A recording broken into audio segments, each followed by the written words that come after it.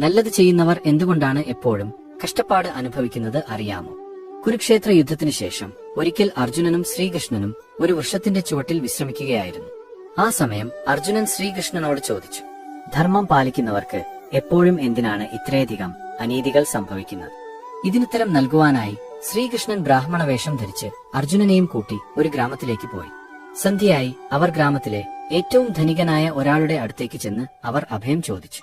ആ മനുഷ്യൻ ഒരു ദുഷ്ടനും അമിതമായ ധനസമ്പാദനത്തിലൂടെ ഒരു അഹങ്കാരിയും ആയിരുന്നു. ഗോശാല വൃത്തിയാക്കി അവിടെ താമസിച്ചുകൊള്ളൂ. എന്നാൽ ഗോശാലയുടെ ശോചനാവസ്ഥ കണ്ട ശ്രീകൃഷ്ണൻ അതിന്റെ കേടുപാടുകൾ മുഴുവൻ തീർത്തു നന്നാക്കി. അടുത്ത ദിവസം അവർ ഗ്രാമത്തിലെ ഏറ്റവും ദരിദ്രനായ ഒരു മനുഷ്യന്റെ അടുത്തേക്ക് പോയി. ആ മനുഷ്യൻ ദയയും ഔദാര്യവും ഉള്ളവനായിരുന്നു. അദ്ദേഹം അവരെ തന്റെ കുടിലിൽ താമസിപ്പിക്കുകയും നല്ല ഭക്ഷണം നൽകുകയും ചെയ്തു. അദ്ദേഹത്തിന് ജീവിതമാർഗമായി ഒരു പശു മാത്രമേ ഉണ്ടായിരുന്നുള്ളൂ. എന്നാൽ രാത്രിയിൽ ഒരു സർപ്പം വന്ന് ആ പശുവിനെ കടിക്കുകയും ആ സാധുമൃഗം തൽക്ഷണം മരണപ്പെടുകയും ചെയ്തു. ഇതെല്ലാം ശ്രീകൃഷ്ണനും അർജുനനും കാണുന്നുണ്ടായിരുന്നെങ്കിലും ശ്രീകൃഷ്ണൻ അനങ്ങിയില്ല. അർജുനന് അത്ഭുതമായി. അർജുനൻ ചോദിച്ചു, പ്രഭു, ദുഷ്ടനായ ധനികന്റെ ഗോശാല അങ്ങ് നന്നാക്കി കൊടുത്തു.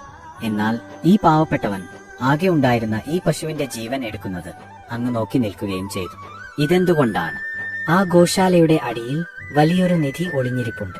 അത് തകർന്നിരുന്നുവെങ്കിൽ ആ അഹങ്കാരിയായ ധനികൻ ആ നിധി ലഭിക്കുമായിരുന്നു. അവൻ കൂടുതൽ ദുഷ്ടനായി തീർന്നേനെ. എന്നാൽ ഈ പാവപ്പെട്ടവന് ഒരു വിധി ഉണ്ടായിരുന്നു. തനിക്ക് ഏറ്റവും പ്രിയപ്പെട്ട ഒരാൾ ഇന്ന് നഷ്ടപ്പെടുമെന്ന്. അതുകൊണ്ട് ഞാൻ അദ്ദേഹത്തിന്റെ മകന്റെയോ ഭാര്യയുടെയോ ജീവൻ നഷ്ടപ്പെടുത്തുന്നതിനു പകരം ആ പശുവിന്റെ ജീവൻ എടുക്കുന്നതാണ് ഉചിതമെന്ന് കരുതി. ഇത് കേട്ട് അർജുനൻ മനസ്സിലായി, ദൈവത്തിന്റെ വഴികൾ നിഗൂഢവും മനുഷ്യന്റെ ധാരണകൾക്ക് അപ്പുറവും ആണെന്നും ദൈവം ചെയ്യുന്നതെല്ലാം നന്മയ്ക്ക് വേണ്ടിയാണെന്നും.